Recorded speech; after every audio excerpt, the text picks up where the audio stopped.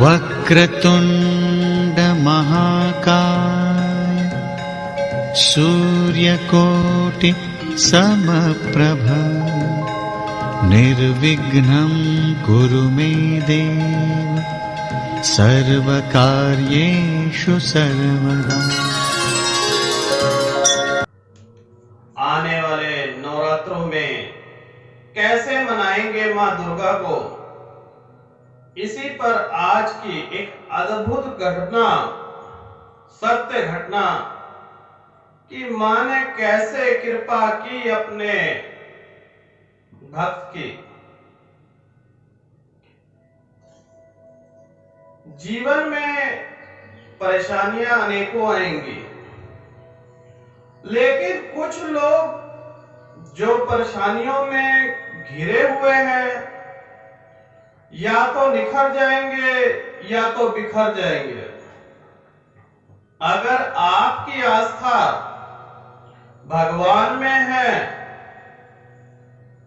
तो आप निखर जाएंगे, अन्यथा बिखरना तो आपका सत्य है। कथा इस प्रकार से है कि एक भक्त और भक्तानी गांव में रहा करते थे। अच्छे से जीवन बीत रहा था। कुछ समय पश्चात भक्तानी की मृत्यु हो जाती है। भक्तानी कहें या धर्मपत्नी। बच्चे छोटे थे तो पति ने सोचा क्यों ना दूसरा विवाह कर लिया जाए।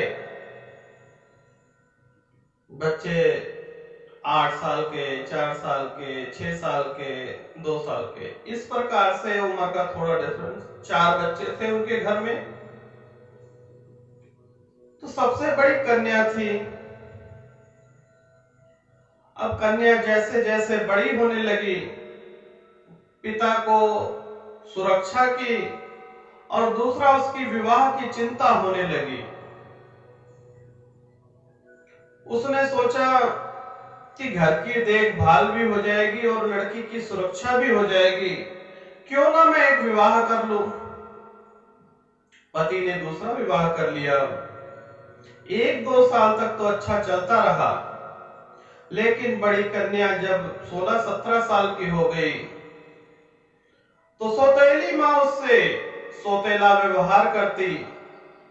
खुद के भी 2 बच्चे और 4 बच्चे, ये बहुत उनके घर में लड़ाई झगड़ा दंगा फसाद होता रहा। अब इतना परेशान हो गई कन्या कि आए दिन कोई ना कोई परेशानी उनके घर में खड़ी ही रहती थी।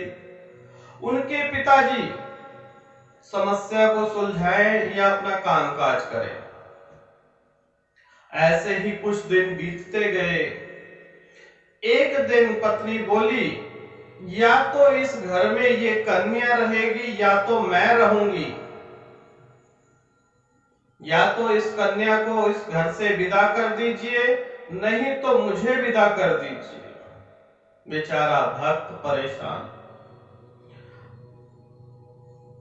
कहने लगी उसकी सौतेली मां कि मैंने इसके लिए रिश्ता भी देख लिया है और इसका चट मंगनी पट ब्याह करा दो।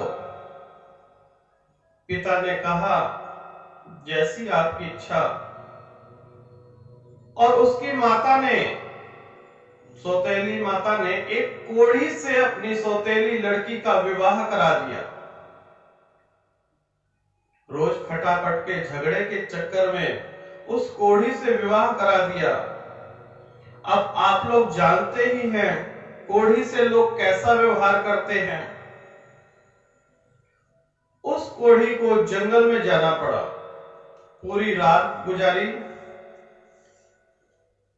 गुजारने के पश्चात सुबह का पहर, जिसे अमृत वेला कहा जाता है, उस वक्त वह बड़ी दुखी अवस्था में पति पत्नी बैठे हुए थे, भगवान का सिमरन कर रहे थे। उसी वक्त मां दुर्गा आती हैं और कहती हैं, हे पुत्री वर मांगो। तो पुत्री कहने लगी, माता मैं तो आपकी ना पूजा करती हूं ना अर्चना करती हूं, तो आप मुझ पे कैसे प्रसन्न हैं? तो माता कहने लगी कि पिछले जन्म में जब तुम लोग राजा के सैनिक हुआ करते थे और राजा ने झूठा इल्जाम लगाकर तुम्हें जेल में डाल दिया था, वह टाइम नवरात्रों का था। तुम दोनों पति पत्नी ने मेरा जाने अनजाने व्रत किया था। उसी व्रत से प्रसन्न होकर आज मैं तुम्हारे समक्ष आई हूं। मांगो, क्या वर मांगना चाहती हो? कन्या बहुत प्रसन्न हुई। कन्या ने कहा, आप अगर माता मुझसे इतनी ही प्रसन्न हैं, अगर मुझे कुछ देना ही चाहती हैं, तो मेरे पति को कुछ रोग से मुक्त कर दीजिए। माता ने कहा, तथास्तु। तो वह सुखी जीवन बीते, पिछले जन्म का किया हुआ हमें इस जन्म में भी मिलता है। चाहे भगवान राम हो, चाहे भगवान कृष्ण हो, रूप अनेक हैं, लेकिन स्वरूप तो महास्वरूप है ना। आप लोग जानते ही हैं कि बाली को भगवान श्री राम ने छिपकर मारा था। उसका बदला